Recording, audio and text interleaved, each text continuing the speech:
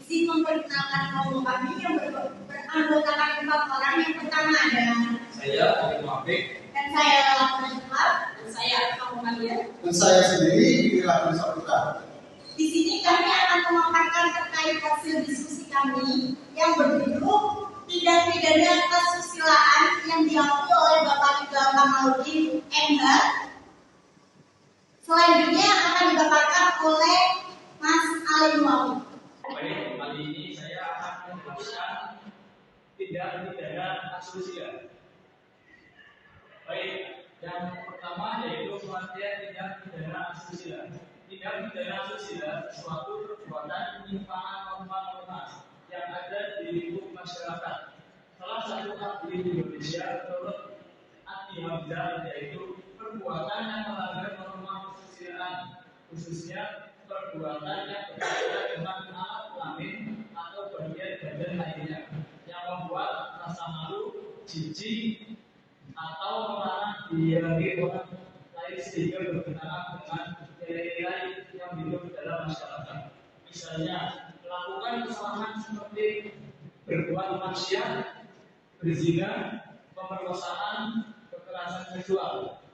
Sementara ahli lain beranggapan menurut Simos dalam Sajawi ialah suatu tindak pidana yang melanggar hukum yang dengan sengaja telah melanggar norma kesopanan, kesusilaan, dan moralitas yang berlaku di masyarakat. Baik, yang selanjutnya akan dijelaskan oleh Mas Fikri. Selanjutnya saya akan menjelaskan mengenai faktor-faktor terbentuknya tindak pidana asusila, di mana sebuah faktor tentu saja memiliki faktor-faktor yang mendorong para pelaku untuk melakukan pelanggaran norma yang ada di masyarakat atau ada di negara kita tersebut.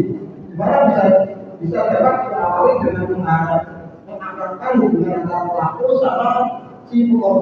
sama korban, sampai dia melakukan kamus untuk merayu target, untuk melakukan sebuah kasus di mana Komisi Nasional Perlindungan Anak yang ada di Indonesia itu mendapati 3 jenis kasus yang mengenai kasus-kasus tersebut. Pada anak-anak sebagai kejahatan yang meresahkan semua anak, yaitu kekerasan fisik, kekerasan seksual maupun secara kekerasan psikis atau fisik itu. Oke, selanjutnya itu ada beberapa faktor tindak pidana asusila. Yang pertama itu mulai faktor ekonomi, faktor budaya, faktor pendidikan, faktor media, yang kelima itu faktor kultural atau yang lain itu bisa disebut faktor hukum. tindak pidana kesusilaan dapat dikategorikan menjadi beberapa jenis. Di antaranya yang pertama ada pemerkosaan, yang kedua ada pencabulan, yang ketiga ada perzinahan, yang keempat ada penyelewengan seksual, yang kelima ada perdagangan orang. Selanjutnya yaitu ada beberapa faktor yang menyebabkan tindak pidana kesusilaan makin marak terjadi di Indonesia. Di antaranya ada budaya patriarki yang masih mengakar di masyarakat. Dan yang kedua adanya kurangnya pendidikan seks di masyarakat. Dan yang terakhir ada faktor kemiskinan. Baik, yang terakhir ada hukum yang berlaku di Indonesia, yaitu mengenai pasal-pasal yang mencakup tentang tindak pidana kesusilaan. Yang pertama ada pasal 287 KUHP yang terdiri dari dua ayat. Yang pertama, barang siapa bersetubuh dengan perempuan yang bukan istrinya dan diketahui atau patut disangkanya bahwa umur perempuan tersebut belum 15 tahun, tidak ketahuan berapa umurnya atau belum masa kawin, diberikan hukuman penjara paling lama 9 tahun.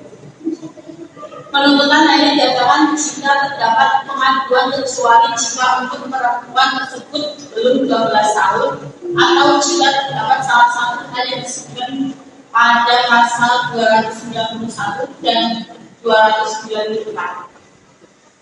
Yang kedua yaitu pasal 289 atau KUHP tentang pencabulan, yang berbunyi barang siapa dengan kekerasan atau ancaman kekerasan memaksa seseorang melakukan atau membiarkan pada dirinya perbuatan cabul dihukum karena merusak kesopanan dan hubungan negara selama waktunya 9 tahun.